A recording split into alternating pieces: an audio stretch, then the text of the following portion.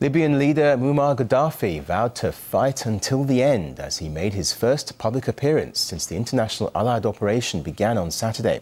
Gaddafi said his troops will be victorious in what he called a crusader battle. His address preceded a fourth night of airstrikes. Let's cross live now to RT's Paula Sleer, who's following developments in the capital, Tripoli. Paula, what more have we been hearing from the Libyan leader? Well, Colonel Gaddafi spoke on state television on Tuesday night in what we are being told is a live address from his compound, Bab al-Azazia. Now, that compound was hit some 2 days ago by Allied airstrikes. He was incredibly angry and incredibly defiant. He called this a crusader war and said that he would not back down, that the Libyan control would make a mockery of these airstrikes. He said that Libya was leading international efforts in the international war against imperialism and despots. He also said that this was blatant aggression by fascists. Now, speaking to people here in the capital city of Tripoli, what they say is particularly frightening is that he said that they had not yet used the full might of the Libyan military machine. Now, we've been hearing from coalition leaders that they've managed to practically destroy his air force. This was denied by the Libyan leader. He hasn't spoken in public for several days now, and there were questions being asked as to where exactly he is. But we understand that he has a number of underground bunkers, and no doubt he is hiding in one of them. Paula, there have been reports that troops loyal to Colonel Gaddafi are advancing on some Libyan cities. Are you hearing any more about that? Well, what is interesting is we're hearing from these coalition leaders that their airstrikes have been successful, but they certainly haven't stemmed back the advancement of Gaddafi's soldiers on the ground. There is continuous fighting in a number of cities, the most prominent cities being the cities of Misrata and Zintan in the west and the city of Ajdabiya in the east. Now, particularly in Misrata, where there were some airstrikes, their intensive shelling and intensive fighting continues. Just yesterday, Tuesday, we're being told that 13 civilians were killed. 4 of them were children from the same family.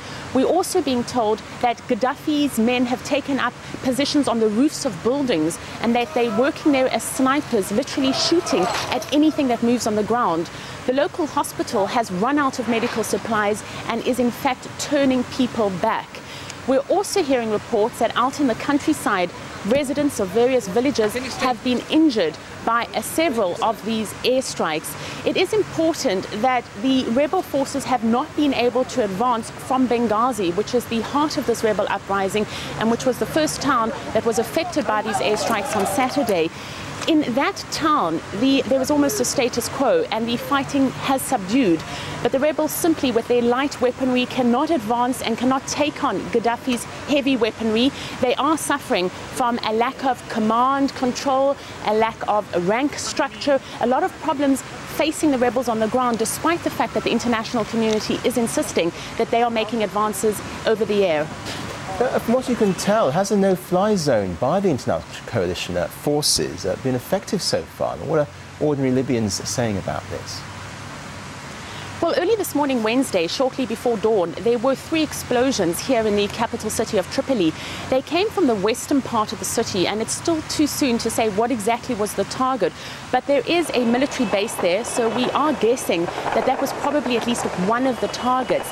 People here in the capital city are getting incredibly frightened, and this fear is turning people even more in Gaddafi's favor. We see more people expressing support towards him. The coalition strikes seem to be ineffective on the ground, particularly when you look at this intensive fighting that is continuing in 3 locations. So yes, people are saying that they're proving to be ineffective. The fighting continues on the ground. Gaddafi remains as defiant as ever. His supporters are coming forward and being as defiant as ever.